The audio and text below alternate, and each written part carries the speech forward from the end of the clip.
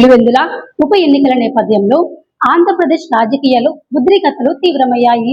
ఈ ఎన్నికల్లో అధికార పార్టీ నేతలు ఓట్లు దొంగలించారని ఆరోపిస్తూ మాజీ ముఖ్యమంత్రి వైఎస్ జగన్మోహన్ రెడ్డి తీవ్ర వ్యాఖ్యలు చేశారు.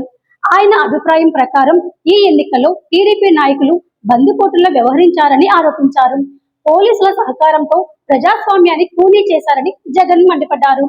కడప జిల్లా పులివెందుల ఒంటిమిట్ట జెడ్పీటీసీ ఉప ఎన్నికలపై తీవ్ర స్థాయిలో స్పందించిన జగన్ బుధవారం తాడేపల్లిలో వైసీపీ అభ్యర్థులతో కలిసి మీడియాతో మాట్లాడారు.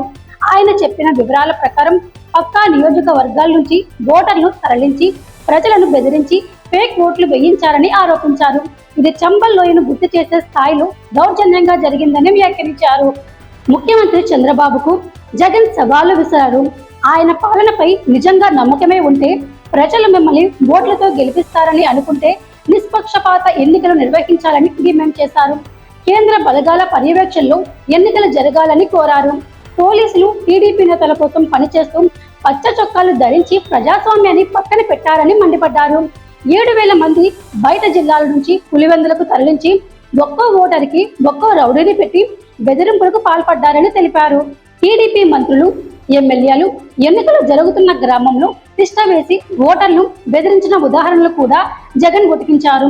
ఎర్రపల్లిలో మంత్రి సబిత, నల్లపురెడ్డిపల్లిలో జమ్మలమడుగు నుంచి వచ్చిన కార్యకర్తలతో ఆది నారాయణరెడ్డి, కొత్తపల్లిలో చైతన్యరెడ్డి దౌర్జన్యం చేశారని తెలిపారు. బీటెక్ రవికి ఓటు లేకపోయినా కణంపల్లిలో తిష్ట వేసి గందరగోళం చేశారని ఆరోపించారు. వైసీపీ ఏజెంట్లను పోలింగ్ కేంద్రాలకు రాకుండా చేసి వారిపై దాడులు జరిగేలా ఆవేదనను వ్యక్తం చేశారు. వెబ్ కాస్టింగ్ వీడియోలను బయటపెట్టే ధైర్యం టీడీపీకి ఉందా అంటూ జగన్ ప్రశ్నించారు. పోలింగ్ బూత్లలో జరిగిన అక్రమాలు సీసీ ఫుటేజ్ల ద్వారా బయటకు రావాలని డిమాండ్ చేశారు. ఓట్ల అక్రమ తరలింపు, బూతుల అక్రమ వంటి అంశాలకు తాము ఆధారాలు చూపించగలమన్నారు.